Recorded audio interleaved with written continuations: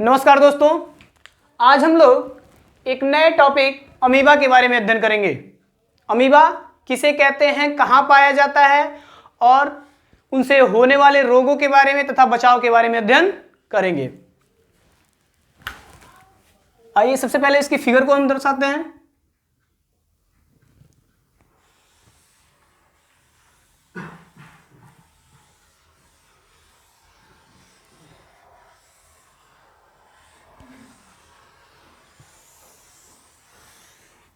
Amoeba की कोई निश्चित आकृति नहीं होती है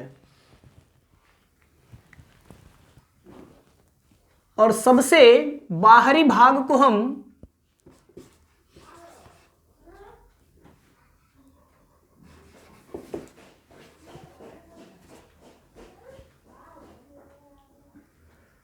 पेल्किल कहते हैं।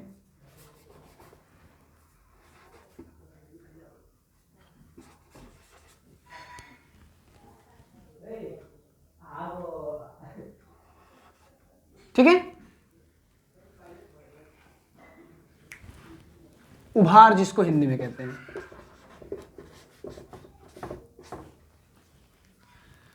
तथा इसमें उंगली लाइक जो संरचना दिखती है, उंगली की जैसी, उसे हम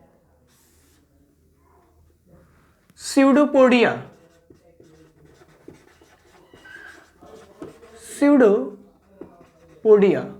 हिंदी में इसको हम कूटपाद कहते हैं। कूटपाद कहते हैं अर्थात झूठा पैर। यह झूठा पैर अमीबा को गति करने में सहायता प्रदान करता है, एक स्थान से दूसरे स्थान तक जाने में सहायता प्रदान करता है। तथा इसके पूरे शरीर में एक सबसे ऊपर की तरफ द्रव रूपी संरचना पाई जाती है।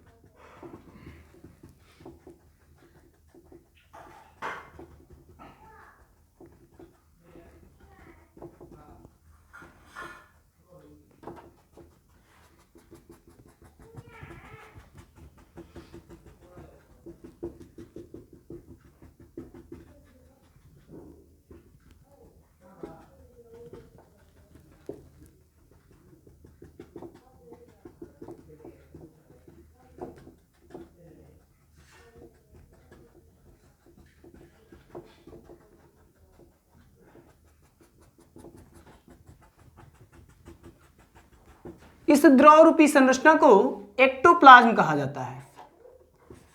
एक्टोप्लाज्म बाह्य द्रव्य,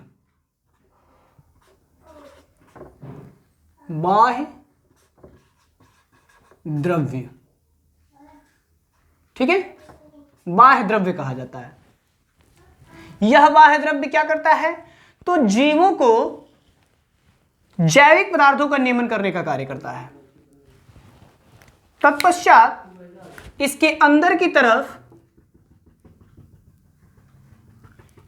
एक अन्य द्रव रूपी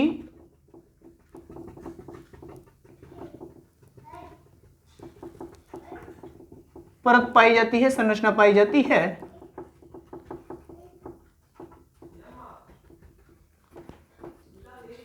जिसे अंतः द्रव्य कहते हैं।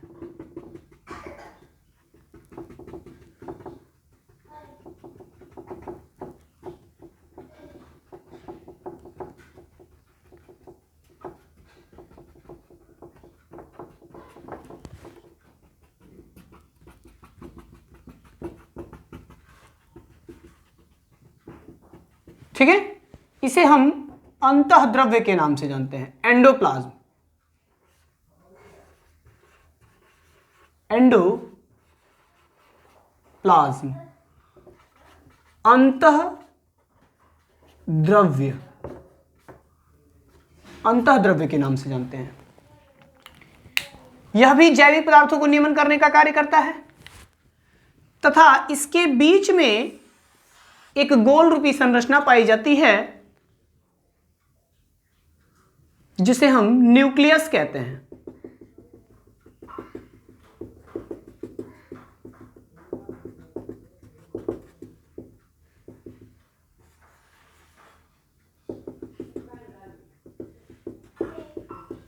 जिसे हम न्यूक्लियस कहते हैं। हिंदी में इसको केंद्रक कहा जाता है। यह केंद्रक आनुवंशिक पदार्थों को एक पीढ़ी से, जीवों के एक पीढ़ी से दूसरी पीढ़ी तक ले जाने का कार्य करता है तथा इसमें एक अन्य तस्तरी रूपी संरचना पाई जाती है जिसे कॉन्ट्रेक्टाइल वैक्यूल कहते हैं।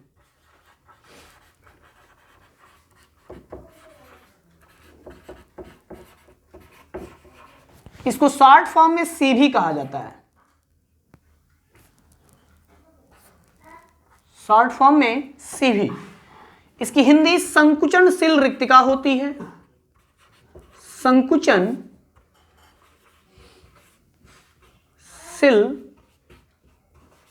रिक्तिका होती है जो परासरण का कार्य करती है तथा कुछ छोटे छोटे गोल रूपी संरचना होती हैं जिन्हें हम फूड वैक्यूल्स कहते हैं।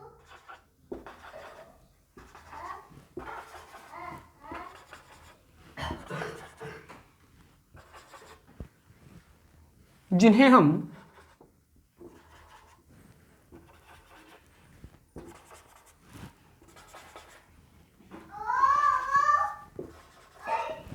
फूड वैक्यूल्स कहते हैं।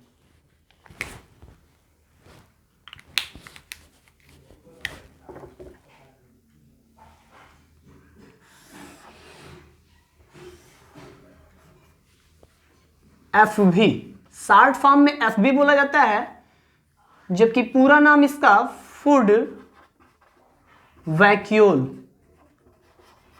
ठीक है, VACUOL, फूड वैक्यूल अर्थात खाद्य रिक्तिका। हिंदी यहां पे हम लिख दे रहे हैं खाद्य रिक्तिका। यह खाद्य रिक्तिका भोजन को संग्रहित करने का कार्य करती है, जो स्टोर करने का कार्य करती है, जो बाद में जीवों को पोषण प्रदान करती हैं, ठीक है। तथा कुछ वाटर वैक्यूल्स इसमें पाई जाती हैं। छोटे छोटे वाटर वैक्यूल्स पाई जाती हैं। यह भी ऑस्मो रेगुलेशन में सहायक होती हैं, ठीक है।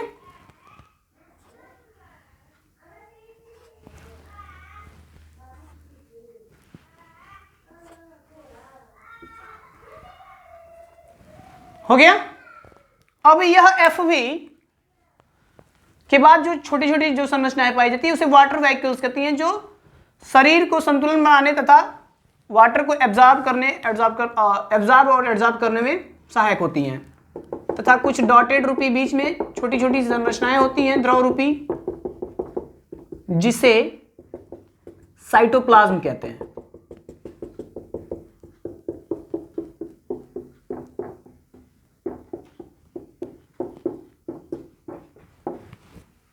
जिसे साइटोप्लाज्म कहते हैं। कोशिका द्रव्य। यह कोशिका द्रव्य कोशिका के निर्माण अथवा जैविक कार्यों को संपन्न करने का कार्य करती हैं, ठीक है।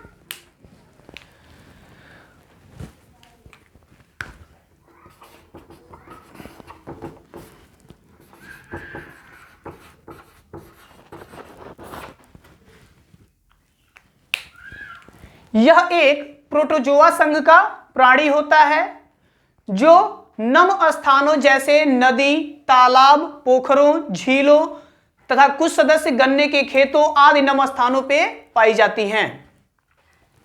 यह एक कोशिकीय होती हैं। यह यूनिसेलुलर होती हैं, एक कोशिकीय, यूनिसेलुलर, एक कोशिकीय, ठीक है। नम स्थानों पे पाई जाती हैं। हैबिट जो होती है वह नम स्थानों पे पाया जाता है। नम स्थानों जैसे नदी, झील, तालाब,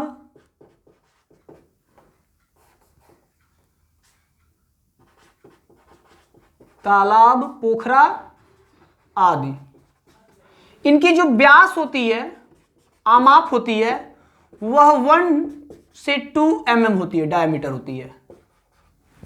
ठीक है, तो यह प्रोटोजोआ संघ के प्राणी होते हैं जो एक कोशिकीय होते हैं, सूक्ष्मजीवी होती हैं। यह क्या होती हैं? सूक्ष्मजीवी, सूक्ष्म जीव होती हैं, जिन्हें हम किसके द्वारा देख सकते हैं? तो माइक्रोस्कोप की सहायता से, सूक्ष्मदर्शी की सहायता से देखना संभव होता है, जबकि नग्न आंखों से ये दिखाई नहीं देते हैं। यह प्रोटोजोआ संघ का प्राणी होता है जो एक कोशिकीय होता है तथा इन्हें सूक्ष्मदर्शी की सहायता से हम अध्ययन कर सकते हैं। इनका आमाप जो होता है वह लगभग 1 से 2 mm का होता है। ठीक है, तथा यह नम युक्त स्थानों पे पाए जाते हैं, जैसे नदी, झील, तालाब, पोखरा आदि जगहों पे ये पाए जाते हैं। ठीक है, अब सबसे बाहर की जो संरचना दिखाई दे रही है, आउटर संरचना, उसे हम उभार कहते हैं, पेल्किल कहते हैं। यह उभार अमीबा को सुरक्षा प्रदान करने का या बचाने का, आवरण से, नम स्थानों से या फिर प्रकाश से बचाने का कार्य करता है। तत्पश्चात इसके अंदर द्रव रूपी संरचना पाई जाती है, जो सबसे ऊपर 3 परतों में पाई जाती है। सबसे ऊपर वाले को हम बाह्य द्रव एक्टोप्लाज्म के नाम से जानते हैं, तथा उसके अंदर वाले को एंडोप्लाज्म अंतःद्रव्य, तथा बीच वाले को साइटोप्लाज्म यानी कोशिका द्रव्य के नाम से जानते हैं। साइटोप्लाज्म कोशिका द्रव्य के नाम से। ठीक है, जो यह तीनों मिलकर क्या करती हैं? जीवों को, जैविक पदार्थों का नियमन करने का कार्य करती हैं। तथा बीच में एक गोल रूपी संरचना पाई जाती है जो केंद्रक कहलाती है। यह केंद्रक क्या करती है? यह केंद्रक जीवों को एक पीढ़ी से दूसरी पीढ़ी तक आनुवंशिक लक्षणों को ले जाने का कार्य, पहुंचाने का कार्य करती हैं। तत्पश्चात छोटे छोटे डॉटेड रूपी संरचना पाई जाती हैं, जिन्हें हम फूड वैक्यूल्स कहते हैं, खाद्य रिक्तियां। यह खाद्य रिक्तिका भोजन को रिस्टोर करने का कार्य करती हैं, संचित करती हैं, जो बाद में पोषण प्रदान करती हैं जीवों को। तथा उंगली लाइक संरचना जो पाई जाती है उसे हम सीडोपोडिया के नाम से जानते हैं, अर्थात कूटपाद कहते हैं, अर्थात झूठा पैर कहते हैं। इस कूटपाद की सहायता से क्या होता है? अमीबा गति करने का, अर्थात एक स्थान से दूसरे स्थान तक गति करने का कार्य करता है, तथा यह भोजन पकड़ने में भी सक्षम होता है, सहायक होता है। जैसे मान लीजिए यहां पे कोई भोजन है, अब यह भोजन, इसकी आकृति आपको बताएगी कि निश्चित नहीं होती है। ठीक है, क्यों निश्चित नहीं होती है? तो मान लीजिए यहां पे भोजन है, अब इसको क्या करेंगी? यहां से तोड़ लेती हैं, कोशिकाओं को तोड़ के इस भोजन को पकड़ लेती हैं और पकड़ने के बाद से फूड वैक्यूल्स में स्टोर कर देती हैं। ठीक है, तो ये भोजन पकड़ने का कार्य करती हैं। तथा इनमें जो जनन होता है वह विखंडन विधि अलैंगिक जनन होता है। ठीक है, तो ये आपकी अमीबा थी। तथा कॉन्ट्रेक्टाइल्स वैक्यूल तस्तरी रूपी संरचना पाई जाती है, जो संकुचन संयुक्तिका होती है, जो पराशरण करने का कार्य करती है। तथा वाटर वैक्यूल्स शरीर को संतुलन बनाए रखने, अर्थात जल को अवशोषण और एब्जॉर्ब करने में, उत्सर्जन करने में सहायक होती हैं। तो ये अमीबा का फिगर था, आप इसको स्क्रीनशॉट लेके नोट कर सकते हो और बना सकते हो। लाइक और सब्सक्राइब करना ना भूलें। लेकिन अगले पार्ट में हम आपको इसी का प्रोटोजोआ संघ का ही एक अन्य प्राणी के बारे में बताएंगे, जो युग्लिना।